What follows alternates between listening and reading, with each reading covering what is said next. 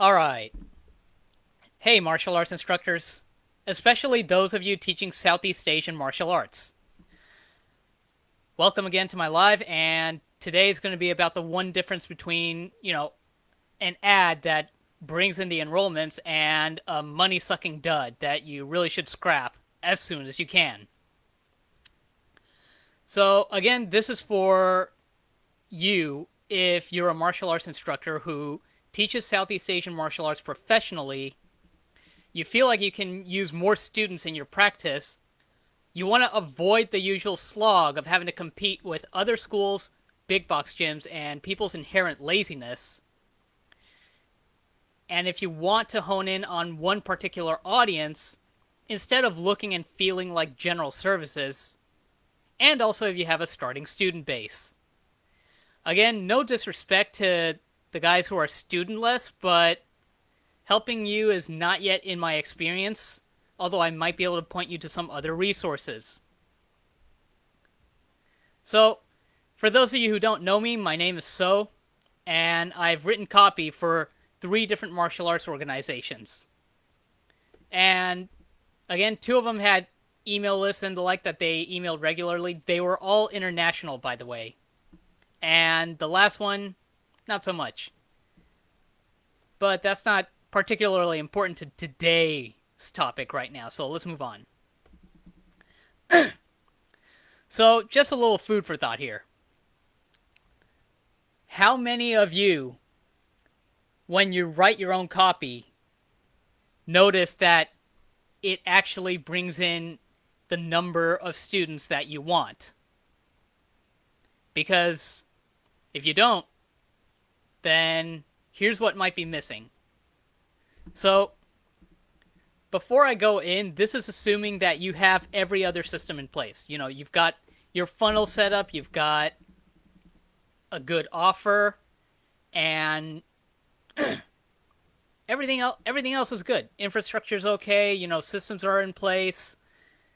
But the one thing that it comes down to now is your messaging.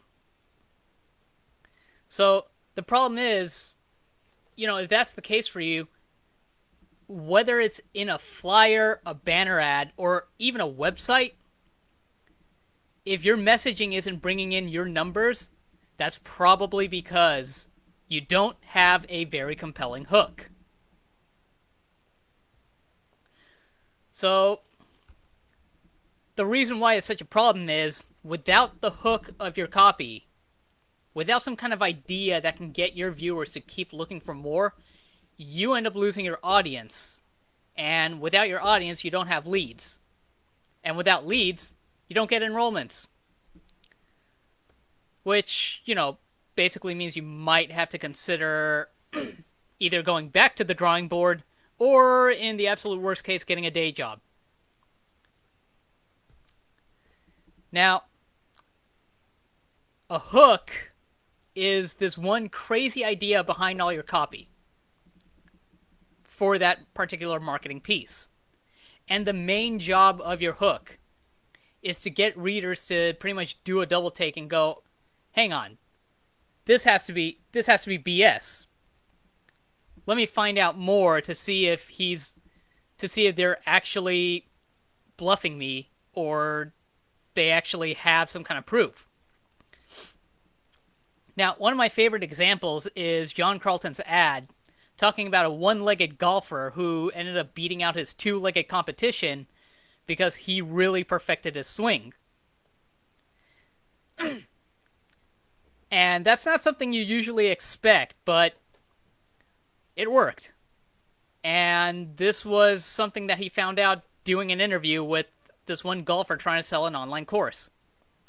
In the same vein, in a similar vein, actually, Carlton also covered an ad for Felix Valencia of La Meco Eskrima. I mean, I'd love to show it to you guys, but that's pretty much copyrighted material, so it's kind of out of my purview. The point is, it has to be something so damn crazy that it causes people to go, wait, what? Hang on, let me read more about this. It's very sensational, yeah, but sometimes that's what it takes. And I like hooks like this because they're honest, for one thing, and at the same time, they're sensational enough to catch your attention, which is a completely different idea from some of these, like, really hype marketing that I've seen where, they have these killer looking videos of demonstrations for martial arts, and it looks way different from what people are supposed to actually go over, which is like the fundamentals. Looking at you, commando guys. Really looking at you. Granted, the students have a part to play in that too, but responsibilities. So, the plan, if you want to go and get your hook, is get data. And I'm not just talking about some kind of mass survey out to an email list or even like, I don't know, something that you can kind of do at the push of a button, but this requires a good one-to-one interview. And, I got this from one of my mentors, a guy named Andrew Trackman, and nothing beats a good one-to-one. Because when you're having a good conversation with someone who buys into the product or service that you're offering, you can get your hook just from what they say. And you're going to look out for the part of the conversation where you're going, hang on, wait. Roll that back for me and tell me that again. You did what? Or, something along those lines. And this was something I did too in my recent interviews with three seminar attendees. Helped me get the exact details that I wanted. So, very definitely look into this. It does not have to be a great number of interviews. You can interview, 3 people. You can interview 5 people. However many you feel like you can set aside time for, interview them. Get that detail. And another thing is, don't be afraid to conduct a self-interview too, because sometimes, if you're running your own show, if you're taking care of your own sales and marketing, you also have to take a very honest look at what you're providing, and you have to look for the most unbelievable detail, the most unbelievable story behind what you're providing. Because if there's that one particular tidbit that makes you shake your head and go, nah, readers wouldn't believe it, you have your hook right there. So long as you follow it up with actual proof. Because if you don't, then you're going to lose your audience. You're also going to lose a lot of credibility. So you pretty much lose out on any chance to make your marketing matter. Now, can this thing backfire by stepping on someone's toes? Yes, but here's a rule that I like to follow in marketing. If I haven't stepped on someone's toes, that just means I haven't marketed at my peak for the day. Because the thing with direct response marketing is everything in there is designed to attract one type of person. One ideal student. And this means, you're going to have to be willing to take a few hits. You're going to have to be willing to really go on the offensive. Like, get aggressive with your marketing. Because if you don't, then what happens is you're going to have some really vanilla-ass copy, and vanilla-ass copy doesn't attract anyone. Well, it doesn't attract your type anyway.